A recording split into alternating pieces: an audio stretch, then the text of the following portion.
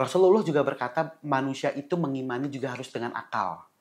Kita nih apa sih, manusia ini apa gitu? Kita nih manusia cari pahala, mati, udah beres. Kita nggak bikin sejarah gitu, maksud gue, paham nggak? Gue tuh ada momen dimana gue ngerasain kalau Tuhan tuh bener-bener sayang sama gue.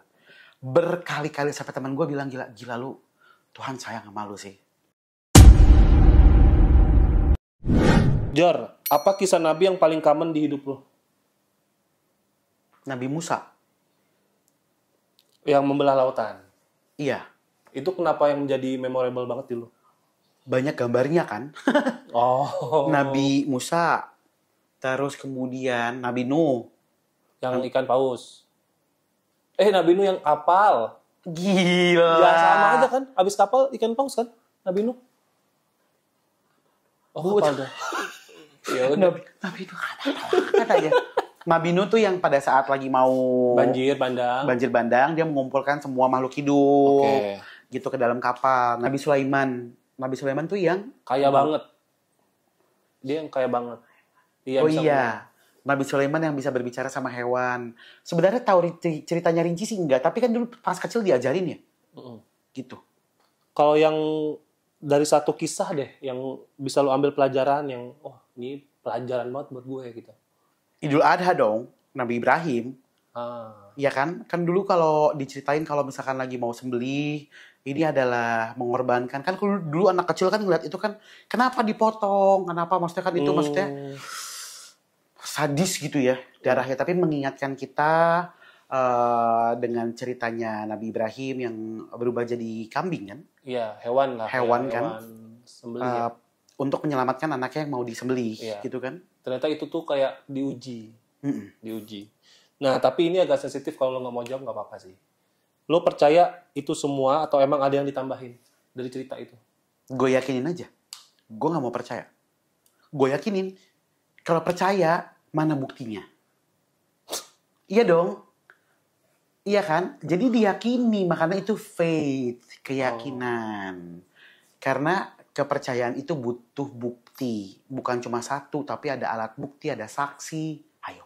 Kalau ada orang ngomong, itu mah dongeng, itu mah ditambah-tambahin. Karena kan kita nggak tahu nih bukunya mana gitu. Misalnya tulisan pertamanya.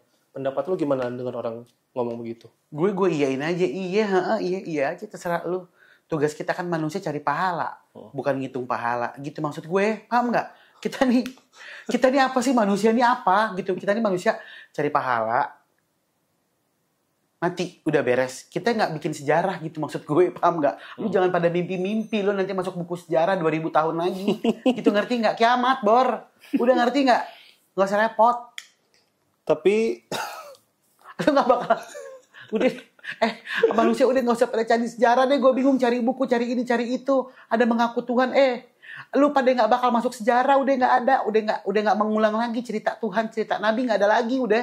Gitu lu jangan. Tapi ini mungkin pertanyaan gue aja ya. Apaan? Tapi kenapa zaman dulu itu kayak ajaib banget semuanya? Zaman sekarang tidak ada keajaiban kayak gitu. Waktu gue ke login, Habib jawab. Jadi bukan ada pertanyaan yang tidak terjawab. Tapi seiring perkembangan zaman, Rasulullah juga berkata manusia itu mengimani juga harus dengan akal. Akalnya dipergunakan, bukan untuk akal-akalan. Akalnya digunakan untuk mengikuti perkembangan zaman dan menjawab pertanyaan yang belum terjawab. Jadi sebenarnya mungkin pertanyaan yang tidak terjawab sekarang ini belum tentu tidak terjawab di kemudian hari. Gitu loh. Iya dong. Yang gue nanya tadi, kenapa zaman dulu tuh keajaiban banyak banget nih. Lu bisa ngebelah laut, lu bisa jadi kambing kalau dibakar. Sampai hari ini mungkin kita belum bisa menjawab kalau kita belum bisa ngebelah laut. Tapi itu berarti pertanyaan yang belum bisa dijawab sekarang. Oh, kemudian hari mungkin akan hari mungkin. Gitu loh. Lihat gak sih kayak misalkan dulu mungkin ya, dulu ini kita nggak ngomong masalah agama. Keajaiban dunia deh. Ajaib banget ya, bisa bikin piramida, bisa bikin candi Borobudur. Seiring perkembangan zaman kan ada nih. Apa namanya, kayak pandangan-pandangan. Pola-pola dari kepintaran manusia sekarang ini. Oh, ini dulu caranya ini nih, pakai teknik fisika, kemudian dengan teknik yang lain-lain sampai dimungkinkan keajaiban ini bisa terjadi gitu. Tapi lo tahu cerita Nabi di agama Nasrani dan Islam itu mirip? Tahu, cuma beda kan? Kan katanya Iya. beda berapa ribu tahun. Kayak Bunda Maria, itu kan sebenarnya Siti Maryam Ya kan. kayak membelah laut juga ada kan? Membelah laut. Membelah laut juga ada, membangkitkan orang mati. Kan Nabi Isa memang Memang mukjizatnya kan? iya, mukjizatnya kan memang masing-masing. Maksud gue kenapa semua keajaiban itu nggak ada ditunjukkan biar orang yakin nih zaman sekarang ada itu. Kayaknya nih lu boleh tanyain apa enggak ya, Coy? Tapi kata gua, lu mesti ada suatu momen lu berdoa, lu minta perlindungan karena gue sudah merasakan banyak sekali betapa Tuhan tuh sayang sama gua. Berulang-ulang kali. Mungkin antara doa nyokap gua didengar atau Tuhan memang sayang sama gua. Gua tuh ada momen di mana gua ngerasain kalau Tuhan tuh bener-bener sayang sama gua. Berkali-kali sampai teman gua bilang gila lu Tuhan sayang sama lu sih. Satu, gua pergi nih zaman jahiliyah nih ya. Waktu gua masih umur belasan dan segala macam, gua pergi ke Bali bro. Yoi nggak? Sama teman-teman gua nih ke Bali nih, woi ke Bali. Gua nyampe di Bali hari pertama, badan gua dikasih menggigil meriang tau gak lu? Menggigil meriang. Aduh, teman-teman gua udah pada asik di saat, ayolah bro, sikat, kita pergi. La Favela bro, kata dia gitu. Iya, sumpah. Paham ya lah Papela ya? Udah ya. Ke klub. Klub-klub. Rumah nenek. Gue dikasih meriang, semeriang-meriangnya badan. Gue inget banget, gue malam itu gue makan mie, gue minum Paramek. Saking menggigilnya gue bikin teh manis anget, gue tidur. Kondisinya tuh di villa yang gede, menurut gue sih gede banget ya. Ada 4 kamar, plus 2 kamar di atas. Dengan beraninya gue sendirian. Gue tidur, tiba-tiba jam 6:30 pagi, gue bangun kok belum ada orang. Jam 7 tiba-tiba ada yang ketok pintu, gue buka pintu, teman gue pulang. Loh, kita pergi berenam bertujuh, yang pergi kan 6 orang. Yang pulang cuma 4.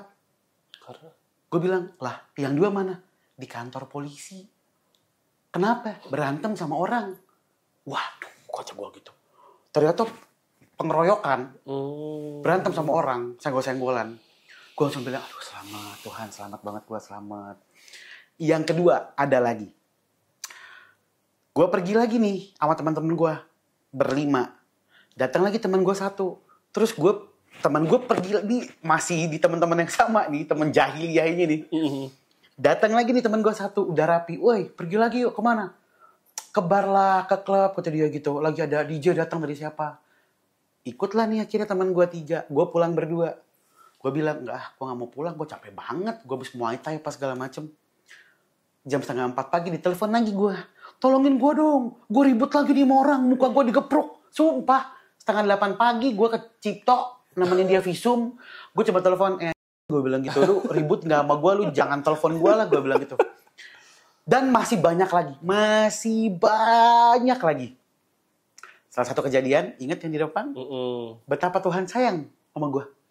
Selisih berapa detik? Iya. Jadi gue kayak merasa kayak, gila. Lu mesti rasain itu sih. Jangan lihat kayak keberuntungan orang lain, tapi lu mesti inget seberapa banyak lu sudah ditolong, diselamatkan. Maka di situ lu merasa Tuhan ada.